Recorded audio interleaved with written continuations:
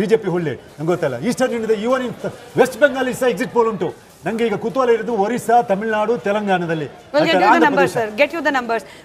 ಬಹಳ ಮುಖ್ಯವಾಗಿ ಕಾಂಗ್ರೆಸ್ ವಕ್ತಾರರು ಈ ಕ್ಷಣದಲ್ಲಿ 200-202 ಕಾಂಗ್ರೆಸ್ ವಕ್ತಾರರನ್ನ ಮೈಕ್ ಕೊಡಿ. 200-202 ಗೆಲುವಿನ ಸಾಧ್ಯತೆಗಳು ಎಷ್ಟು ಮಟ್ಟಿಗೆ ಇದನ್ನ ನೋಡಿ ನಾವು ಪ್ರೆಡಿಕ್ಟ್ ಮಾಡಬಹುದೋ ಗೊತ್ತಿಲ್ಲ. ಬಟ್ ರೇಷ್ಮೆ ಸರ್ ಹೇಳ್ತಿದ್ರು 77 ಸಿಂಗಲ್ ಕಾಂಗ್ರೆಸ್ ಪಕ್ಷ 77 ಕ್ಷೇತ್ರಗಳಲ್ಲಿ ಮುನ್ನಡೆ. ಅಂದ್ರೆ ಎಫರ್ಟ್ ಗಳಿಗೆ ತಕ್ಕ ಪರಿಶ್ರಮ ಪ್ರತಿಫಲ ಸಿಗ್ತಾ ಇದೆ ಅನ್ನೋದು ಈ ಹಂತದಲ್ಲಂತೂ ಕಾಣೋಕ್ ಸಿಗ್ತಾ ಇದೆ. ಮೇಡಮ್, ಇಲ್ಲಿ ಎರಡು ಪರಿಣಾಮಗಳು ನಡೆದಿದೆ. ಒಂದು, ರಾಹುಲ್ ಗಾಂಧಿ ಅವರು ನಡೆಸಿದಂಥ ಪಾದಯಾತ್ರೆಗೆ ತನ್ನದೇ ಆದಂಥ ಒಂದು ಮಹತ್ವದ ಶಕ್ತಿ ಇದೆ.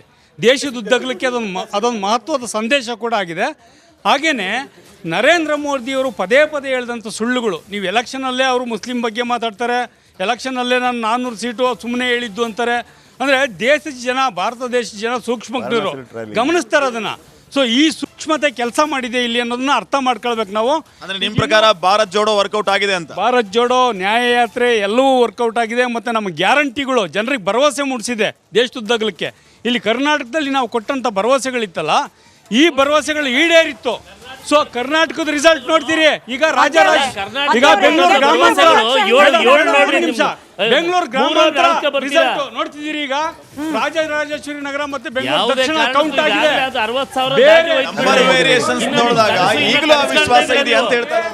ಈಗಲೂ ಡಿ.ಕೆ. ಸುರೇಶ್ ಅವರು ಗೆಲ್ಲುವ ಎಲ್ಲ ಲಕ್ಷಣಗಳು ಇದೆ. ಇವ್ರು ಮಾತ್ರ ಇವ್ರು ಏನ್ ಹೇಳ್ತಾರೆ, ನಮಗೆ ಸಮಯ ಕೊಡಿ ಅಂತಾರೆ. ಇದು ಯಾವ ಲೆಕ್ಕದ ಓಟು ಅಲ್ಲ. ಇದು 1 ಗಂಟೆಗೆ ಓಟಿನ ನಿಜವಾದ ಸ್ವರೂಪ ಗೊತ್ತಾಗೋದು. ರಾಜ್ಯದಲ್ಲಿ ಮಾತ್ರ ಇಡೀ ದೇಶದುದ್ದಗಲಕ್ಕೆ ಈ NDA ಮೈತ್ರಿಕೂಟ ಮಣ್ಣು ಮುಕ್ಕುತ್ತೆ ಅನ್ನೋದನ್ನ ನಾನು ಈ ಮೂಲಕ ಹೇಳ್ತೀನಿ. ಮಣ್ಣು ತಿನ್ನಬೇಕಾಗುತ್ತೆ. ನಡಿ ಈಗ ಶುರು ಮಾಡೋಣ.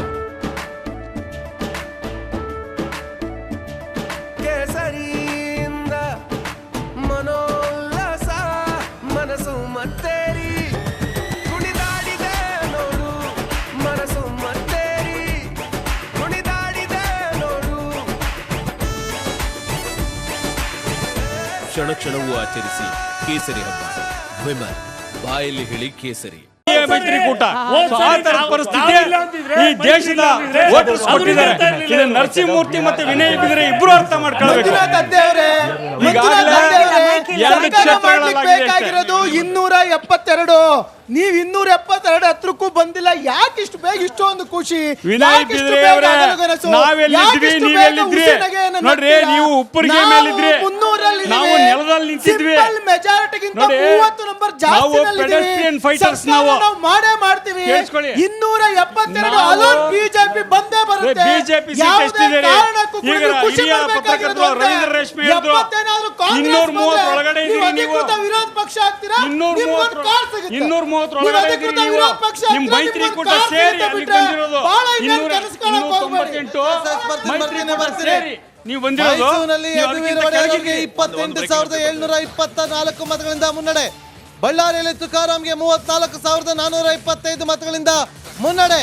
ಬೆಂಗಳೂರು ಉತ್ತರದಲ್ಲಿ 22,683 ಮತಗಳಿಂದ ಶೋಭಾ ಕಂದಲಾಜೆ ಮುನ್ನಡೆ. ಮಂಡ್ಯದಲ್ಲಿ HD ಕುಮಾರಸ್ವಾಮಿಗೆ ಭರ್ಜರಿ ಮುನ್ನಡೆ ಸಾಧಿಸ್ತಾ ಇದ್ದಾರೆ. 76,000 ಮತಗಳ ಅಂತರದಿಂದ ಲೀಡನ್ನು ಕಾಪಾಡಿಕೊಂಡಿದ್ದಾರೆ. 76,000 ಮತಗಳ ಅಂತರದಿಂದ ಲೀಡನ್ನು ಕಾಪಾಡಿಕೊಂಡಿದ್ದಾರೆ. ಬೀದರ್ನಲ್ಲಿ ಸಾಗರ್ ಖಂಡ್ರೆ 11,376 ಮತಗಳಿಂದ ಮುನ್ನಡೆ. ಗಮನಿಸ್ತಾ ಇದ್ದೀರಿ ಈಗಾಗಲೇ. 20 ಕ್ಷೇತ್ರಗಳಲ್ಲಿ ಆಂಧ್ರ ಪ್ರದೇಶದಲ್ಲಿ NDA ಶಂಕರ್ ಶೆಟ್ಟಿ ಇದೊಂದು ಸ್ವಲ್ಪ ಆಡ್ ಆನ್ ಆಗ್ತಾ ಇದೆ ಅವರಿಗೆ. ಅದು ಆಡ್ ಆನ್ ಅಂದ್ರೆ ಅದು ಎಕ್ಸಿಟ್ ಪೋಲ್ ಅಲ್ಲಿ ಅಷ್ಟೇ ಕೊಟ್ಟಿದ್ರು. ಎಕ್ಸಿಟ್ ಪೋಲ್ ಅಲ್ಲಿ ನಿರೀಕ್ಷಿತ, ಇಲ್ಲಿ ಅನಿರೀಕ್ಷಿತ ಕಾಣ್ತಾ ಇರೋ ಉತ್ತರ ಪ್ರದೇಶ ಮಾತ್ರ. ಇವನ್ ನಾನು ನೋಡಿದೆ ಈಗ ಬಿಹಾರ್, ಮಹಾರಾಷ್ಟ್ರ ಎಲ್ಲ ಎಕ್ಸಿಟ್ ಪೋಲ್ ಹೇಳಿದೆ. ರಾಜಸ್ಥಾನದಲ್ಲಿ 10 ಇಂಡಿ 10. ಇಂಡಿಯಾ 10 ಅಲ್ಲಿ ಸ್ವಲ್ಪ ಅಂದ್ರೆ ಅಲ್ಲಿ ಎಕ್ಸ್ಪೆಕ್ಟೆಡ್. ಯಾವ್ದಾದ್ರು ಸ್ಟೇಟ್ ಅಲ್ಲಿ ಬಿಜೆಪಿ ಕಳ್ಕೊಳ್ಳಿದೆ ಅದು ರಾಜಸ್ಥಾನ, ನಾರ್ತ್ ಇಂಡಿಯಾ ಅಂತ ಇತ್ತು. ರಾಜಸ್ಥಾನ ಹರಿಯಾಣ ಅಂತ ಇತ್ತು. ಅದು ಕೂಡ ಕರೆಕ್ಟ್ ಉಂಟು. Except exit poll all states are correct except UP. ವಿಧಾನಸಭಾ ಚುನಾವಣೆಯಲ್ಲಿ ಅವಮಾನವನ್ನು ಅನುಭವಿಸಿದ್ರು. ಆ ಅವಮಾನದ ಪರಿಣಾಮವನ್ನು ಇವತ್ತು ಮೋದಿ ಮೈಕ್ ಶ್ರೀಪಾದ್ ಮೈಕ್ ಕೊಡಿ.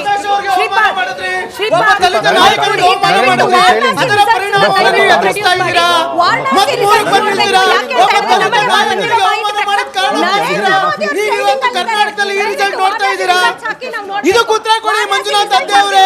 ಒಬ್ಬ ದಲಿತ ನಾಯಕನನ್ನ ಅವಮಾನ ಮಾಡಿದ್ರೆ 11 ವರ್ಷ ಕೆಪಿಸಿಸಿ ಅಧ್ಯಕ್ಷ ಆದವನಿಗೆ MLC ಎಲೆಕ್ಷನ್ ಅಲ್ಲಿ ಕರೆದು ಕೂತು ಮಾತನಾಡಿಸುವ ಸೌಜನ್ಯ ತೋರಲಿಲ್ಲ ನೀವು. ಇಲ್ಲಿ ಮಾತಾಡ್ತಾ ಇರೋ ಒಂದು ರಾಜಸ್ಥಾನದ ಸೌಜನ್ಯ ವಿಚಾರ, ತೋರಲಿಲ್ಲ. ರಾಜ್ಯದ ವಿಚಾರ ಅಲ್ಲ.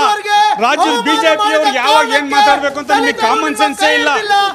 ನಿಮಗೆ ಕಾಮನ್ ಸೆನ್ಸ್ ಇಲ್ಲ. ನಿಮಗೆ ಕಾಮನ್ ಸೆನ್ಸ್ ಇಲ್ಲ. ಬಿಜೆಪಿ ಅವ್ರಿಗೆ ಯಾವಾಗ ಏನ್ ಮಾತಾಡ್ಬೇಕು ಅಂತ. ರಾಜಸ್ಥಾನದ ವಿಚಾರ ಮಾತಾಡುವಾಗ ನೀವು ಕರ್ನಾಟಕದ ವಿಚಾರಕ್ಕೆ ಬರ್ತೀರಿ. ಸ್ಟೇಟ್ ವೈಸ್ ಒಂದ್ ನಿಮಿಷ ಸ್ಟೇಟ್ ವೈಸ್ ಅಪ್ಡೇಟ್ಸ್ ಗಳನ್ನ ನಾವು ಗಮನಿಸ್ತಾ ಹೋಗೋಣ. ಈಗ ರಾಜಸ್ಥಾನ ಆದ ನಂತರ ಬಿಹಾರದಲ್ಲಿ ಏನಾಗ್ತಾ ಇದೆ ನೋಡಿ. NDA ಒಕ್ಕೂಟ ಅಲ್ಲಿ ಮುನ್ನಡೆಯನ್ನ ಕಾಯ್ದುಕೊಳ್ತಾ ಇದೆ.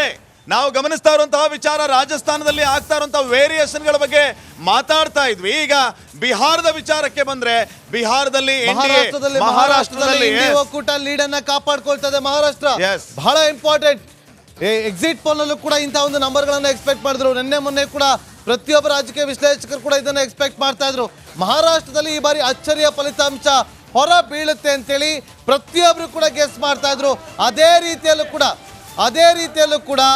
ಮಹಾರಾಷ್ಟ್ರದಲ್ಲೂ ಕೂಡ ಅದೇ ರೀತಿಯಾಗಿ ಇಂಡಿ ಒಕ್ಕೂಟ ಲೀಡ್ ಅನ್ನ ಕಾಪಾಡ್ಕೊಳ್ತಾ ಇದೆ. ಉತ್ತರ ಭಾರತದ ಹಲವು ರಾಜ್ಯಗಳಲ್ಲಿ ಯಾವ ರೀತಿ ಬಿಜೆಪಿ ದಿಗ್ವಿಜಯವನ್ನ ಸಾಧಿಸುವತ್ತ ಮುನ್ನಡೆಯನ್ನ ಇಡ್ತಾ ಇದೆ ಅನ್ನೋದನ್ನ ತಾವು ನೋಡ್ತಾ ಇದ್ದೀರಿ. ರಾಜಸ್ಥಾನ್, ಮಹಾರಾಷ್ಟ್ರ, ಉತ್ತರ ಪ್ರದೇಶ್, ಮಧ್ಯಪ್ರದೇಶ್, ಜಾರ್ಖಂಡ್, ಬಿಹಾರ್ ಸೇರಿದಂತೆ ಅನೇಕ ರಾಜ್ಯಗಳಲ್ಲಿ ಕಮಾಲ್ ಮಾಡುವಂತಹ ಕೆಲಸ ಒಂದ್ ಕಡೆ ಆಗ್ತಾ ಇದ್ರೆ, ಎಕ್ಸಿಟ್ ಪೋಲ್ ಅನ್ನ ಮೀರಿ ಕಾಂಗ್ರೆಸ್ನವರು ಕೂಡ ಇಲ್ಲಿ ಒಳ್ಳೆ ಪರ್ಫಾರ್ಮೆನ್ಸ್ ಅನ್ನ ಕೊಡ್ತಾ ಇದ್ದಾರೆ.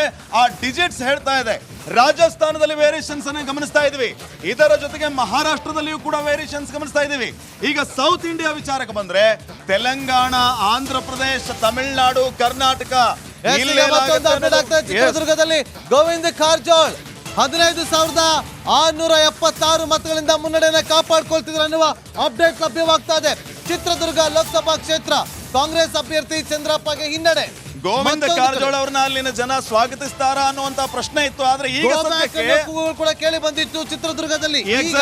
ಗೋವಿಂದ ಕಾರಜೋಳ ಅವರಿಗೆ 15,767 ಮತಗಳಿಂದ ಮುನ್ನಡೆ ಅನ್ನುವ ಮಾಹಿತಿ ಈಗ ಲಭ್ಯವಾಗ್ತದೆ. ನಾರಾಯಣ ಸ್ವಾಮಿ ಕೇಂದ್ರ ಸಚಿವರು ಪ್ರತಿನಿಧಿಸ್ತಾ ಇದ್ದಂತಹ ಕ್ಷೇತ್ರ ಇದು. ಈ ಸಾರಿ ಅವರು ಸ್ಪರ್ಧೆ ಮಾಡೋದಿಲ್ಲ ಅಂತ ಹೇಳಿದ್ರು. ಗೋವಿಂದ ಕಾರಜೋಳ ಅವ್ರನ್ನ ಕರ್ಕೊಂಡ್ ಬಂದು ಅಖಾಡಕ್ಕೆ ಇಳಿಸಿದ್ದಾರೆ. ಈಗಿನ ಡಿಜಿಟ್ಸ್ ಅನ್ನ ನೋಡಿದಾಗ ಗೋವಿಂದ ಕಾರಜೋಳ್ ಚಿತ್ರದುರ್ಗ ಲಭ್ಯವಾಗ್ತದೆ. ವಿಜಯಪುರದಲ್ಲಿ ಬಿಜೆಪಿಗೆ 7,582 ಮತಗಳಿಂದ ಜಿಗಜಿಣಿಗೆ ಅವರಲ್ಲಿ ಕ್ಯಾಂಡಿಡೇಟ್ ಆಗಿದ್ದಾರೆ. ಧಾರವಾಡದಲ್ಲಿ ಪ್ರಹ್ಲಾದ್ ಜೋಶಿ ಮತ್ತೊಮ್ಮೆ ಮುನ್ನಡೆ. ಮತ್ತೆ ಮುನ್ನಡೆಯನ್ನ. ಬಾಗಲಕೋಟೆಯಲ್ಲಿ 4,089 ಮತಗಳಿಂದ ಬಿಜೆಪಿ ಅಭ್ಯರ್ಥಿ ಮುನ್ನಡೆ ಅನ್ನುವ ಅಪ್ಡೇಟ್ ಆಗ್ತಾ ಇದೆ. ತುಮಕೂರಿನಲ್ಲಿ ವಿ ಸೋಮಣ್ಣ 16,000 ಮತಗಳಿಂದ ಮುನ್ನಡೆ. ಹಾವೇರಿಯಲ್ಲಿ ಬಸವರಾಜ ಬೊಮ್ಮಾಯಿ 12,383 ಮತಗಳಿಂದ ಮುನ್ನಡೆ. ಬಾಗಲಕೋಟೆಯಲ್ಲಿ PC ಗದ್ದಿಗೌಡರ್ ಸಂಯುಕ್ತ ಪಾಟೀಲ್ ಅವರನ್ನ ಹಿಂದಿಕ್ಕಿ ಮುನ್ನುಗ್ತಾ ಇದ್ದಾರೆ. ಆಂಧ್ರದಲ್ಲಿ YSRCPಗೆ